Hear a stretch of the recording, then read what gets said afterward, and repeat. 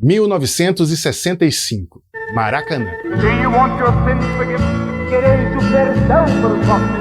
Luiz canta em uma cruzada de Billy Graham para cerca de 120 mil pessoas. A voz que já soava nos LPs agora ecoava no maior estádio do país. Turnês por diversos países e apresentações que consolidaram seu nome como embaixador de uma estética vocal clara, comunicativa e congregacional. Do estúdio ao estádio, Luiz se firmava como intérprete que traduzia o evangelho em canção acessível a todos. A minha alma estava longe do caminho dos céus. Eu era cego e desprezível pecador. Desde o surgimento do fonógrafo, a evolução tecnológica das mídias de áudio não parou. Cada década parecia trazer uma revolução. Os discos de 78 RPM eram interessantes, mas tinham limitações. Frágeis, com duração de pouco mais de 3 minutos por lado, e exigiam que o ouvinte trocasse de lado com frequência. Ainda assim, foram fundamentais para que a música chegasse às casas brasileiras. Foi então que, na década de 1948, popularizaram-se os LPs, os famosos long plays. Os discos de vinil que giravam a 33 RPM podiam armazenar até 30 minutos de áudio em cada lado. Uma verdadeira revolução no mercado fonográfico. Agora, em vez de ouvir apenas uma música curta, era possível mergulhar em álbuns inteiros, com conceitos, repertórios mais amplos e uma experiência musical mais profunda. E foi neste contexto que surgiu Luiz de Carvalho. E se você acha que a bateria foi um instrumento polêmico, você vai se surpreender. Quando ele estendeu sua mão para mim. Bauru, 1925. Luiz nasceu em uma família simples do interior paulista. Voz potente, presença de palco, coração de evangelista. Na adolescência, caiu na estrada com o Conjunto Havaiano, um grupo de música popular que excursionava pelo Brasil e até fora dele. Era o começo de uma carreira promissora na música popular. Mas em 1947, em Tupã, tudo mudou. Durante uma pregação de rua, Luiz ouviu a mensagem do Evangelho, leu a Bíblia, confrontou-se com a palavra e sua direção de vida mudou radicalmente.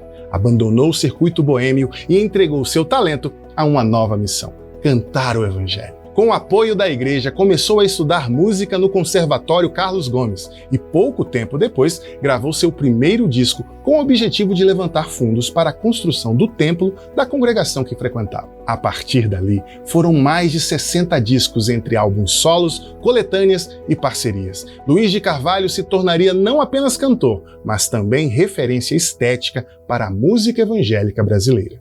78 RPM. Feitos de goma laca com pouca duração, mais ou menos 3 minutos. Robustos, mas frágeis ao mesmo tempo. 33 RPM, o LP. Vinil, capas maiores, até 30 minutos de cada lado. Perfeitos para repertórios extensos, projetos musicais ousados e capas que se tornavam quase obras de arte. No meio dos anos 50, Luiz dá um passo ousado e grava o primeiro LP de 33 RPM da música evangélica brasileira. Um marco histórico. Um dos seus trabalhos mais lembrados é o álbum musical Boas Novas, de 1958, referência de long play no universo do louvor. Esse foi o momento de virada que transformou a nossa música.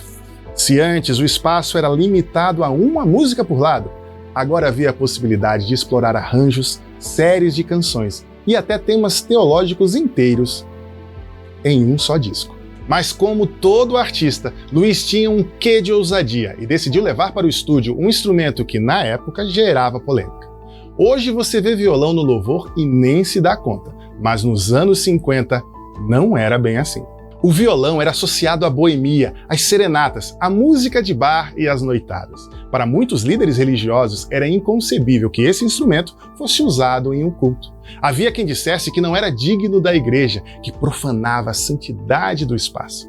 Luiz de Carvalho enfrentou essa resistência e gravou com o violão.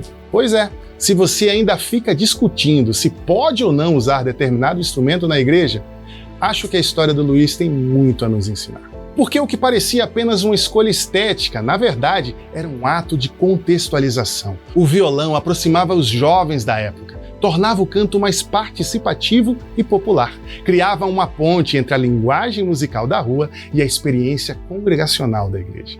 A resistência inicial deu lugar a uma nova estética que preparou o terreno para as próximas ondas da música evangélica, comunidades de fé, grupos missionários e uma certa turma de 1968 que logo promoveria uma nova revolução. Depois de enfrentar duras críticas pelo uso do violão, Luiz dá uma resposta criativa. Em 1969, lança o álbum O Violão Convertido, um LP inteiro de hinos tocados ao violão. O título, por si só, já era uma provocação, quase uma catequese em forma de disco. Foi a consagração definitiva do instrumento dentro da música evangélica brasileira. Se antes o violão era mal visto, depois desse álbum ele passou a ser símbolo de acessibilidade e aproximação. Você pode até não ter esses LPs em casa, mas certamente já ouviu a forma de cantar que eles popularizaram. Luiz de Carvalho transitava entre a emoção de Orlando Silva e a clareza de Nelson Gonçalves, mas sempre com texto bíblico e espiritualidade. Essa combinação moldou toda uma escola de solistas no Brasil evangélico. Nos anos 70, Luiz amplia ainda mais sua contribuição. Ele não se contenta em lançar seus próprios discos, cria estrutura para que outros também pudessem gravar. Funda a gravadora Boas Novas, que mais tarde se transformaria na Bom Pastor. Não era apenas um selo, era um movimento. A Bom Pastor prensava, distribuía, descobria novos talentos e importava referências do exterior. A gravadora ajudou a aproximar o Brasil de artistas como Amy Grant, Michael W. Smith, Petra, Sandy Patty, entre outros. Repertório, técnica, visão de produção. Tudo isso foi ampliado graças ao olhar empreendedor de Luiz. A vida pessoal de Luiz também foi marcada por desafios. Casou-se com Adelina, com quem teve 4 filhos. A dor chegou em 1986, com a partida da esposa. Mais tarde, encontrou novo companheirismo em Ernestina, com quem teve Priscila. Entre perdas e recomeços, manteve-se ativo e produtivo. De 1958 a 2011, lançou 45 álbuns solo, além de diversas coletâneas, parcerias e participações especiais. Uma vida inteira de dedicação à música e ao evangelho. Mas como toda boa história tem seu final, em 17 de novembro de 2015, aos 90 anos, Luiz de Carvalho partiu para os braços do Pai. E andando um pouquinho na rua, eu ouvi aquele homem falando: o grande convite de Jesus, vinde a mim todos vós que estáis cansados e oprimidos, e eu vos aliviarei. E aquilo falou muito forte na minha vida, que me tirou lágrimas dos olhos. Então foi a grande mudança realmente de vida. Mas sua voz e seu violão seguem ecoando na memória da igreja brasileira. Cada arranjo, cada LP, cada ousadia abriu caminho para que novas gerações experimentassem mais liberdade e criatividade na música. Depois do 78 RPM e do LP, veio um movimento que pegou estrada, montou equipes, compôs para o Brasil inteiro e mudou a cara da juventude evangélica.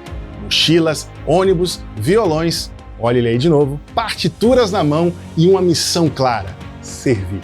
Se Luiz mostrou que dava para cantar mais e melhor, no próximo episódio vamos falar de um dos grupos mais importantes e significativos para a música evangélica brasileira e toda a transformação que eles promoveram em nossa história. Não se esqueça de se inscrever em nosso canal e não perder nada. A gente se vê no próximo episódio.